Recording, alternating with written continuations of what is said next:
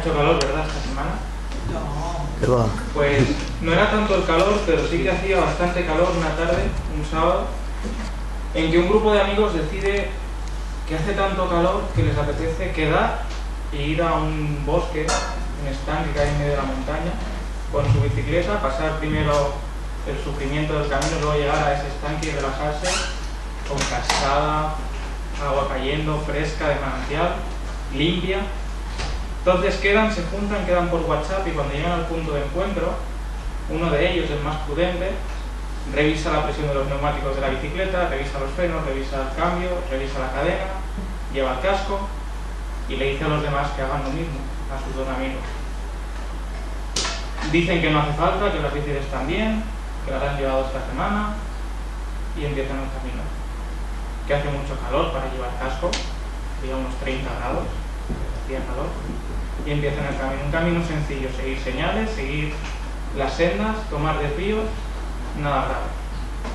Llega un momento en el que el camino hace una bajada contundente, una bajada fuerte.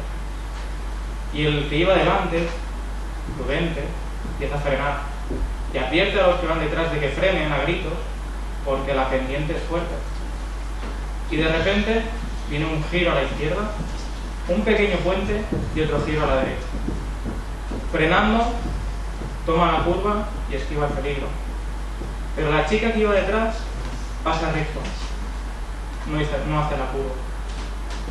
Y el chico que iba detrás del todo, el último, derrapa y salta de la bicicleta para no caer con la chica por el terraplén. Un terraplén de 7 metros de profundidad.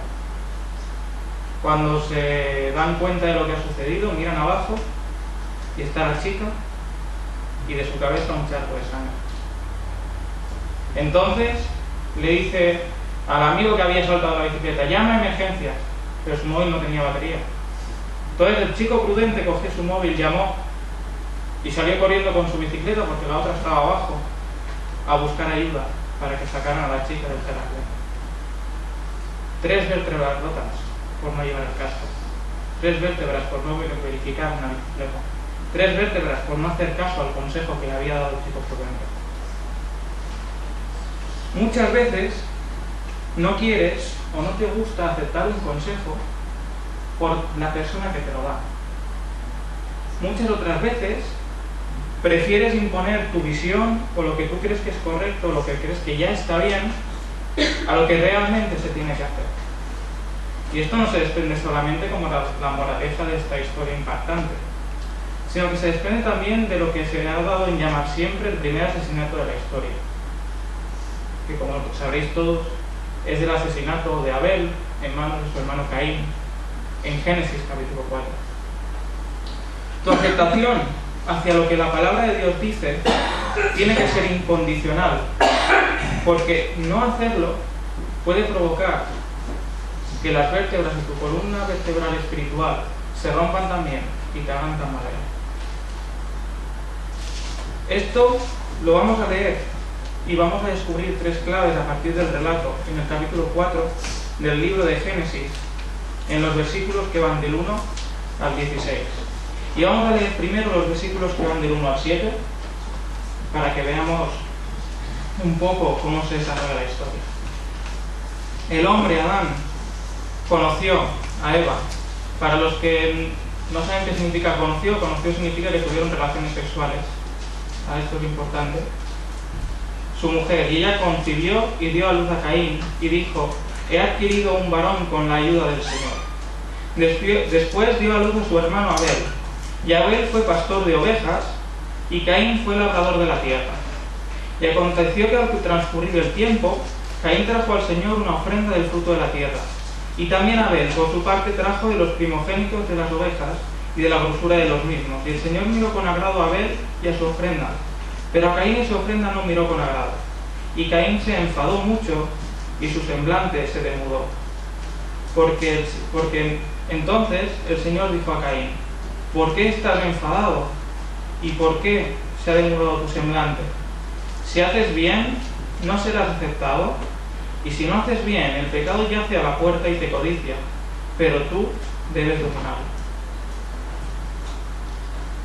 En resumen, la tesis de este primer fragmento es domina al pecado cumpliendo la palabra de Dios. Obedece lo que la palabra de Dios dice para que tu relación con Dios mejore y domines al pecado. Dicho de otra forma, la única forma o la única manera de dominar al pecado es a través de la obediencia a la palabra de Dios. Después de la caída de Adán y Eva, lo primero que hace Dios es personarse en el jardín de Edén y explicarles de que hay solución al pecado. Esta solución se ve en Génesis 3:15, pero además les enseña cómo se cubre el pecado. En Génesis 3:20 mata a un animal delante suyo, muy probablemente un cordero, toma su piel y les cubre. Y les está enseñando algo espiritual a partir de algo físico. A partir de cubrir su desnudez, les enseña cómo se cubre el pecado. Y esto muy probablemente lo transmitieron a Abel. Y Abel llega el momento de presentar la ofrenda y cuando la presenta es aceptada. Sin embargo, la de Caín no. Pero la primera diferencia, aparte de la ofrenda como tal, es la profesión que desarrollan uno y otro. Caín labrador y Abel pastor de ovejas. Dirás, ¿qué hay de raro en esto? Pues que eran vegetarianos. ¿Qué hacía un pastor de ovejas en una sociedad de vegetarianos? Porque Dios les ha dejado hasta el momento comer verduras y frutas. Será a partir de Noé, cuando termine el diluvio, cuando les dará permiso a comer carne y cómo hacerlo. Entonces, ¿por qué Abel se dedica a lo que se dedica? Porque entendemos que Caín es necesario. La tierra está maldita por el pecado de Adán y Eva y tiene que dedicarse a cultivarla o no van a poder comer, no van a poder sobrevivir, no se va a poder desarrollar la especie humana. Sin embargo, Abel, pastor de ovejas. En segundo lugar, aparte de lo que recibió Abel directamente de sus padres, según Jesús mismo, Abel era un profeta. Esto se puede ver en el Evangelio de Lucas, lo voy a leer yo, no hace falta que lo busquéis. Capítulo 11, versículos 50 y 51. Dice Jesús: para que la sangre de todos los profetas derramadas de la fundación del mundo se le cargue a esta generación, desde la sangre de Abel hasta la sangre de Zacarías. Es decir, Jesús reconoce a Abel como profeta, con lo cual no solo había sido enseñado por sus padres, sino que Dios directamente le había dado revelación. Esto nos muestra, por tanto, que hay dos tipos básicos de personas: los que se dedican a los menesteres necesarios para desarrollar el día a día, es decir, los que se dedican a médicos, abogados, conductores, choferes, profesores, trabajadores sociales, y que tienen que desarrollar esa labor porque son necesarios para la sociedad, pero también la parte necesaria e imprescindible de la gente que se dedica 100% al ministerio o 100% al Evangelio. Pero lo que vamos a ver a continuación, y se ve con la ofrenda, es que independientemente de la posición que tú desarrolles en esta sociedad, tienes que ofrendar o acercarte a Dios de la forma correcta. Que no hay una forma diferente porque seas médico que porque seas pastor. Que no hay una forma diferente que si eres un conductor, que si eres alguien dedicado 100% al Evangelio. Ellos, al acercarse a Dios, tienen que hacerlo de una forma correcta, porque solo hay una forma correcta y por definición las demás no. Si analizamos las dos ofrendas, parecen correctas. El agricultor da frutas y el pastor da ovejas. ¿Qué problema hay? Están dando de lo que ellos hacen una parte. El problema está en que solo una ofrenda sirve para restaurar la relación con Dios y relacionarse de la forma correcta. En segundo lugar, hay un pequeño inciso, y es que dice que Abel presenta el mejor de sus corderos, mientras que Caín solo presenta algo de lo que tiene, como un regalo, como esto me sobra para ti. Y esto tiene implicaciones muy importantes a la hora de cómo cualquier persona se tiene que acercar a Dios. En primer lugar, reconociendo que hay pecado. ¿Por qué vas a sacrificar un cordero si no crees que hay pecado en ti? Para eso presentas frutas. En segundo lugar, a través del mejor cordero hoy en día, que es Jesús. Es decir, esto se mantiene igual que en los tiempos de Abel. Necesitábamos un sacrificio, ahora lo hay, es el mismo, es Jesús.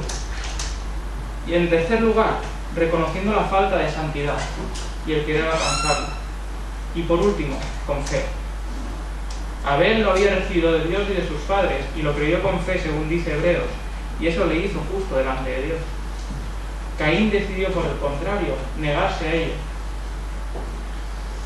Entonces, ahora nos encontramos que cualquier persona, creyente o no, que quiera acercarse a Dios, no tiene otra forma que hacerlo que es a través del Cordero, a través de Jesús.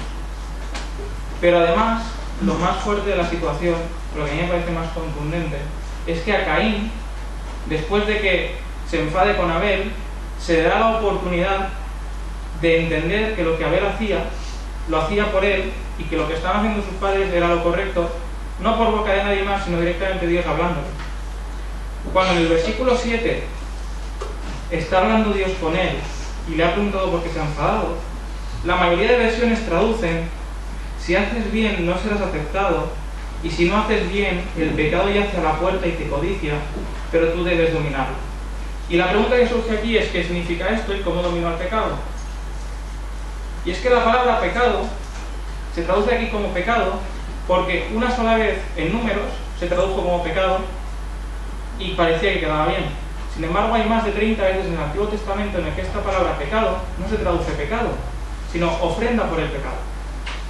Si leemos la versión textual en su última revisión, dice literalmente: si ofrendaras correctamente, no serías acepto. He aquí, la ofrenda por el pecado aún está a la puerta anhelándote, y tú puedes beneficiarte de ella. Entonces, para la mente de Caín o la mente de cualquier hebreo, esta frase para nosotros debería leerse así: si no haces el bien, el pecado yace a la puerta y te codicia, pero tú debes dominarlo, porque la ofrenda por el pecado no está a la puerta anhelándote, y tú puedes beneficiarte de ella. Es decir, él recibe la opción de, comprobando la palabra de Dios, cumplirla y hacerse acepto después de haberla liado, después de haberlo hecho mal. La mayoría de los que estáis aquí, o los que estamos aquí, ya somos salvos, ya hemos creído, y esto ya de salvación nos queda claro. Pero la aplicación para nosotros entonces es: si hay una forma correcta de relacionarse con Él, que es la obediencia de su palabra, en este caso la palabra es muy completa porque tenían que hacer una ofrenda y no había más, pero nosotros ya tenemos la revelación completa, y eso implica que por exclusión lo demás es incorrecto, porque hay mucha gente que considera que mentir piadosamente no es pecado, incluso pastores. Si mientes para no hacer daño a nadie, no está mal, a pesar de que Dios diga lo contrario. O cada vez más, iglesias que admiten la homosexualidad, homosexuales que dicen ser creyentes sin pedir perdón por su pecado, obviamente. ¿Por qué estamos en una sociedad en la que no está premiado esperar al matrimonio para tener sexo, sino que a los 12-13 años el que no ha perdido la virginidad ya es un ser extraño, una edición coleccionista de la especie humana? Estamos en una sociedad en la que relacionarse con Dios tiene una forma muy concreta y correcta, que es en base a la obediencia de su palabra. Pero también una sociedad en la que incluso el acceso a Dios en las iglesias está siendo manipulado para obtener una recompensa. Para llegar al propio cielo tienes que cumplirlo. O en el que se domina al ser humano a través de la palabra de Dios. Es todo lo contrario. Es cumple la palabra para tú dominar al pecado. Primero a través del sacrificio de Cristo, correcto. Pero después cumpliendo toda la demás revelación que vendrá después. Y hay una segunda aplicación, que es a partir de cómo hacen la ofrenda los dos. Abel presenta lo mejor y Caín solo da un poco de lo que tiene. Y eso nos lleva a acercarte a Dios en el diezmo, en la ofrenda, pero fuera de eso también, en tu vida diaria, en tu servicio o cuando te toca servirle. ¿Qué parte le dedicas tú? ¿Lo mejor de lo que tienes y lo mejor que puedes dar? ¿O los ratos que te sobran, lo poco que te sobra y lo poco que no quieres dar a nadie más? Y es la aplicación que se deduce de esto. Fíjate, cuando estaba en Madrid, yo conocía a varios misioneros. Uno de ellos se llamaba Carlos, misionero estadounidense, junto a su mujer April y a su hija Avery, de 2 años. Y un día teníamos que ir a la iglesia en la que él estaba sirviendo, en Barajas, y teníamos que abrir la puerta. Entonces la niña cogió las llaves de su padre y con la llave de casa metió la llave en la cerradura, pero no abría la puerta, porque no era la llave de la iglesia, es la llave de casa. Y Avery se empezó a frustrar porque la llave no abría, y la llave no abría, y le dijo, tonta llave, que no abres. Y se intentó abrir y se puso a llorar, y entonces Carlos le dijo, oye Avery, esta llave no abre aquí. Si quieres te doy esta y abres la puerta. Lo intentó un rato más, y cuando no abría le dijo, papi, llave. Tenía 2 años, no hacía frases completas todavía. Y además lo dijo en inglés, con lo cual aún es más corta. Dad key. Entonces, cogió la llave, abrió la puerta, y cuando vio que se abría empezó a dar saltos de alegría, porque había conseguido abrir la puerta. Solo hay una forma de abrir la puerta, y Avery lo aprendió rápido, pero la especie humana parece que no. Solo hay una forma de acercarse a Dios correctamente. Solo hay una forma de llegar a Él. Y solo hay una forma de dominar ese pecado, que es a través de la obediencia a la palabra de Dios. Tomar la obediencia hacia su palabra es algo muy importante, tanto para salvar tu vida, como para salvar la de los demás, como para luego mantenerte en crecimiento constante y que tu relación con Dios sea buena. La segunda idea, la segunda tesis que tiene esta historia, es que obedezcas a Dios, independientemente de quién te lo diga. Me explico. Tu relación con otra persona o hermano, o tus apreciaciones hacia ella, no invalidan nunca el contenido de la palabra de Dios, ni te exime de su cumplimiento. Sino que además debes cuidar de tu hermano, y tu relación con él debe ser lo mejor posible. Vamos a leer los versículos 8 y 9 en el relato. Y Caín dijo a su hermano Abel, vámonos al campo. Y cuando estaban en el campo, Caín se levantó contra su hermano Abel y lo mató. Entonces el Señor dijo a Caín, ¿dónde está tu hermano Abel? Y él respondió, no sé, ¿acaso soy yo guardián de mi hermano? Caín culpa del rechazo de su ofrenda a su hermano Abel, porque él era el bueno, él había obedecido, y él le había dicho cómo se tenía que ofrendar. Y a pesar de que Dios mismo le ha dado una razón concreta de por qué no él acepta su ofrenda, no quiere aceptar la solución de su hermano, porque no se llevaban bien, no había una buena relación. Eso nos enseña claramente que las apreciaciones sobre una persona no invalidan lo que está diciendo. El pensar que una persona, por cómo te cae o por cómo es, te diga algo que es bíblicamente correcto, no cae y no pierde validez. Pero en segundo lugar, y lo segundo que se aprende de este acto atroz, es que siempre debes cuidar de tus hermanos y de todo aquel que está a tu alrededor. Cuando Dios le pregunta a Caín por su hermano y él le responde, ¿soy yo acaso guardián de mi hermano? Dios le está respondiendo, sí, claro que lo eres. Por supuesto, para eso te puse ahí. Igual que Él cuidó de ti, igual que tus padres cuidan de ti, y Él te dio la posibilidad y te dio la forma de relacionarte conmigo, porque eras su hermano y cuidaba de ti. Tú tenías que cuidar de Él. Tenéis que cuidar unos de otros, dejando el orgullo de lado, y las apreciaciones que a veces infundadas se hacen unos sobre otros. Debéis cuidaros los unos de los otros y tener la mejor relación posible siempre.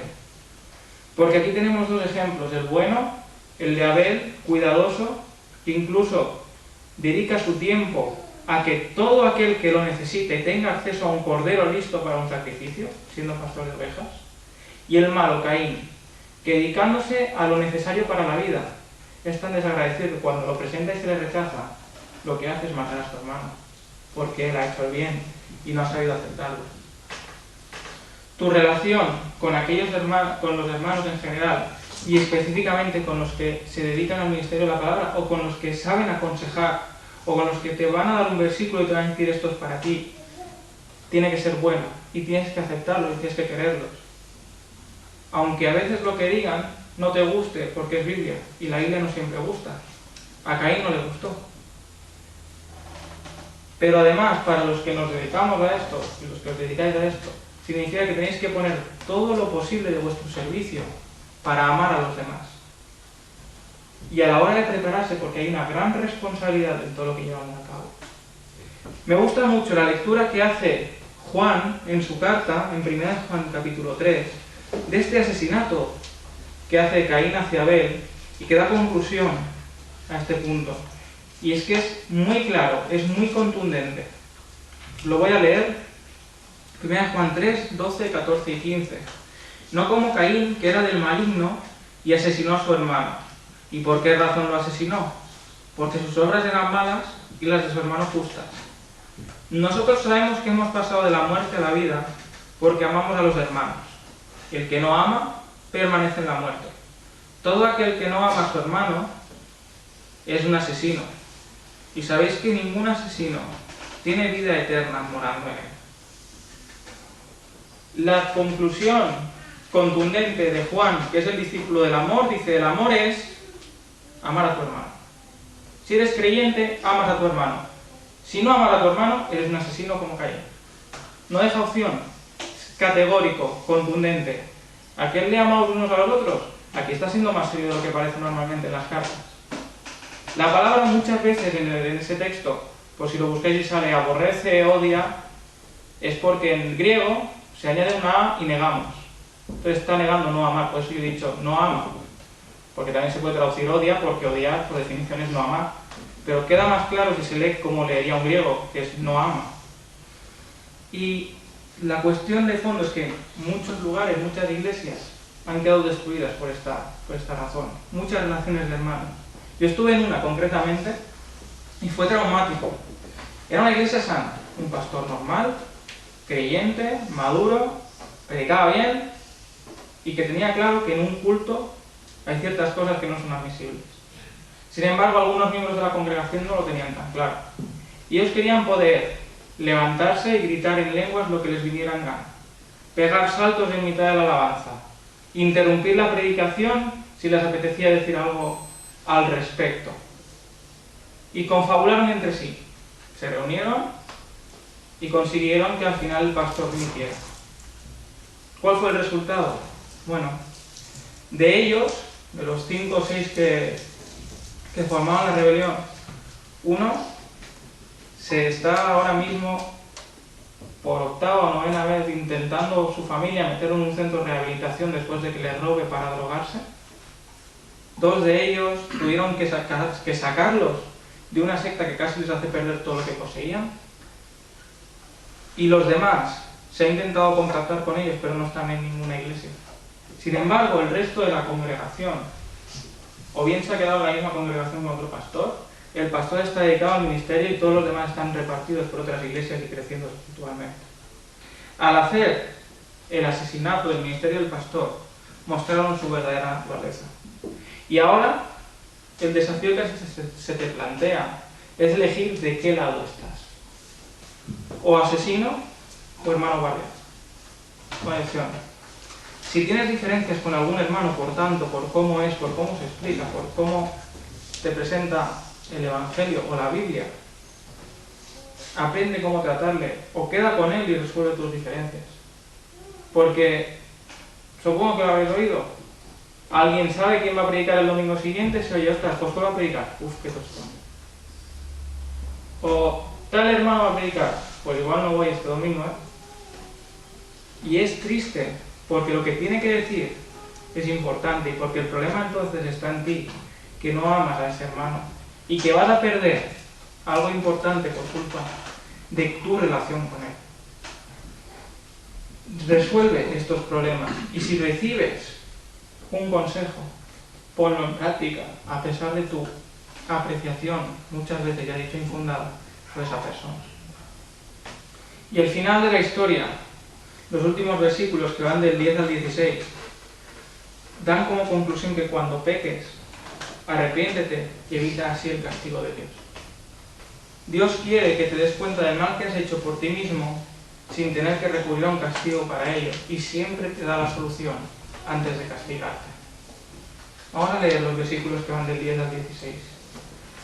Dios le dijo: ¿qué has hecho? La voz de la sangre de tu hermano clama a mí desde la tierra. Ahora pues, maldito eres de la tierra que ha abierto su boca para recibir de tu mano la sangre de tu hermano. Cuando cultivos del suelo no te dará más su vigor. Vagabundo y errante serás en la tierra. Caín dijo entonces al Señor: es demasiado grande este castigo para soportarlo. Me has echado de la faz de la tierra, y de tu presencia me tendré que esconder. Seré vagabundo y errante en la tierra, y sucederá que cualquiera que me encuentre me matará. Entonces el Señor le dijo: no será así. Cualquiera que mate a Caín 7 veces sufrirá venganza. Y puso el Señor una señal sobre Caín para que cualquiera que lo hallase no lo matara. Y salió Caín de la presencia del Señor. Fijaos, Caín, ante su pecado, se mantiene igual. Niega haber pecado. ¿Dónde está tu hermano? No sé. Sí sabe, lo acaba de matar. Sabe dónde está. Donde lo había dejado, no se ha podido mover. Sin embargo, es un castigo que, si analizamos sus características, tiene las 3 mismas características que sufrieron sus padres: destierro, falta de productividad de la tierra y alejarse de la presencia de Dios. Y como en el castigo de Adán y Eva, antes de hacer eso, les ha dado la solución, que es el cordero. Ya se lo ha dicho en el versículo 7. Ofrenda, ya no hay problema. Pero él no ha decidido y ha llegado al castigo. Es entonces cuando Caín recibe un castigo de Dios. Es el resultado ya de la primera acción incorrecta de no haber ofrendado, junto con el asesinato. Aún así, el castigo, aunque después en las leyes de Moisés o en la ley de Noé el asesinato se castiga con la muerte, a Caín no le quita la vida, sino que además, para que él siempre tenga la oportunidad de volver y arrepentirse, le pone una señal para que no lo maten. Y esta señal es para que él se acuerde toda su vida de que el pecado que él hizo no quiere que lo haga nadie más. Y tanto es así que le da la opción siempre de volver y arrepentirse. No tenemos noticias de que lo hubiera hecho. ¿Por qué? Porque arrepentirse implicaría, en primer lugar, reconocer que su hermano tenía razón. Reconocer que, por tanto, si su hermano tenía razón y estaba cuidando de él, él tenía que cuidar del otro. Y que por lo tanto tenía razón 2 veces. Y en tercer lugar, implicaba hacer la ofrenda que él no quería hacer, porque era la que había ejemplificado a su hermano. Con lo cual era un gran cambio, implicaba un gran arrepentimiento por todo lo que había hecho. Y él estaba convencido de que había obrado bien en todo momento. En todas las narrativas del Antiguo Testamento, el desarrollo de la acción esconde siempre una moraleja. En todas. En esta historia, la moraleja está en el versículo 7. Puede estar al final o puede estar en medio. La mayoría están en medio. Porque así tienes el desarrollo, la introducción, el clímax y la conclusión de la historia. Que cuando cometamos pecado, pidamos perdón. Que para pedir perdón a Dios hay que pasar por la ofrenda del pecado, por la ofrenda del cordero, para quitar el pecado. ¿Y cuál es nuestra aplicación ahora en este punto? Claramente, si no eres creyente, ven a Dios y arrepiéntete. Y si ya lo eres, que no pierdas parte de la palabra de Dios por quien te lo dice. Pero esto ya lo hemos dicho. Pero entonces, que si pecas, si has llegado al punto en que, vale, no te he hecho caso en todo lo anterior, te he ignorado y he pecado, pidas perdón, reconozcas tu error y reconozcas que lo que te dijo aquel hermano era correcto. Pidas perdón y restaures esa relación. Fijaos, cuando yo era pequeño, iba a primaria, segundo o tercero de primaria, se me daban muy bien las matemáticas. Tanto era así que terminaba todos los deberes de las demás asignaturas, sacaba el cuaderno y iba adelantando. Pero no era el único, yo tenía un compañero, se llamaba Héctor, éramos amigos, que hacía lo mismo. Terminaba, sacaba su cuaderno de matemáticas y empezaba a adelantar ejercicios. Sin embargo, me fijé en que un día empezó con las multiplicaciones y él las estaba haciendo como sumas. Vio que el símbolo se parecía y las hacía igual. Y yo que lo vi se lo dije: oye, que estás sumando, no multiplicando. Y se pensó que se lo decía porque yo estaba compitiendo con él. Entonces no me hizo caso, hasta que tocó corregir el cuaderno por parte de la profesora. Y la profesora le dijo: oye, esto está sumado, no multiplicado, ven y repítelo. Entonces él dijo: vale, lo voy a hacer. Y me preguntó a mí cómo se multiplicaba. Y juntos le ayudamos a sacar eso. Y fuimos amigos del resto de la primaria.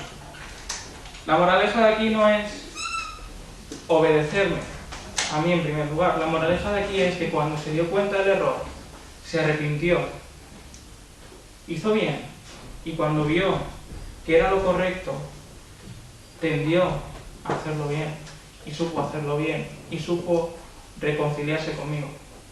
No porque yo sea mejor, sino porque en aquel momento estaba cometiendo un error. Cuando hay un error por culpa de no confiar en alguien, en lo que te está diciendo en su palabra, cuando dentro del arrepentimiento pidas perdón, tienes que pedir perdón a Dios, porque te advirtió y era su palabra, y perdonar al hermano por no haberle creído, y restaurar esa relación que estará rota en ese momento. Termino con una historia. Era el vuelo 200 de la compañía Garuda Indonesia. Garuda Indonesia no la conocéis aquí, yo tampoco la conocía. Es como Iberia, vuelos cortos, Madrid-Barcelona, Madrid-Galicia, ese tipo de vuelos. Y todo se desarrolla con normalidad hasta el momento en que empieza el aterrizaje. Empiezan a bajar, empiezan a descender, en la cabina todo está correcto, pero cuando ya están acercándose al aeropuerto, el copiloto le comunica a su capitán: capitán, vamos demasiado deprisa para seguir descendiendo. No sé si lo sabéis, pero cuando un avión desciende, y la velocidad que lleva, y al seguir descendiendo, crece en velocidad.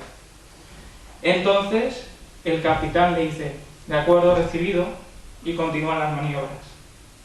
Llega un momento en el que el aeropuerto ya es visible. El copiloto le vuelve a advertir: vamos sobrepasados de velocidad como para tocar tierra. Es peligroso, hay que hacer algo. Y entonces el capitán le dice: pon las alas en posición de tocar tierra. Y le dice el copiloto al capitán: eso incrementará nuestra velocidad todavía más. Y le dice: hazlo o lo hago yo. Se negó a hacerlo, lo hizo él. Cuando están a punto de tocar tierra, el avión iba tan rápido que el avión empezó a saltar la alarma de que estaban tocando tierra. Iban a 400 km/h, 440 en el primer toque en tierra. Se suele aterrizar a 260. Estamos hablando de un exceso de velocidad de 180 km/h. Rebotó el avión en pista, volvió a tocar tierra a 380 km/h y al frenar, la rueda delantera se partió. Cruzaron una carretera al salir del aeropuerto y acabaron en un campo de arroz donde ardieron ambos motores. 6 personas murieron en el accidente. Tal cual salió el avión, el capitán del avión fue detenido, arrestado, porque se analizaron las grabaciones y se le encontró culpable de homicidio imprudente. No confió en lo que el copiloto le decía. No confió en que había problemas y en que era mejor una solución mejor, porque estaba convencido de que iba a salir o que iba a ir bien, a pesar de que todo lo demás apuntaba al desastre. La moraleja es clara: escucha la palabra de Dios de boca de tu hermano, sea quien sea, y cuando veas que tiene razón, si la has incumplido, arrepiéntete, y si tienes contra él, soluciónalo, o serás culpable de asesinato. Tú eliges: Abel o Caín, obediente o asesino.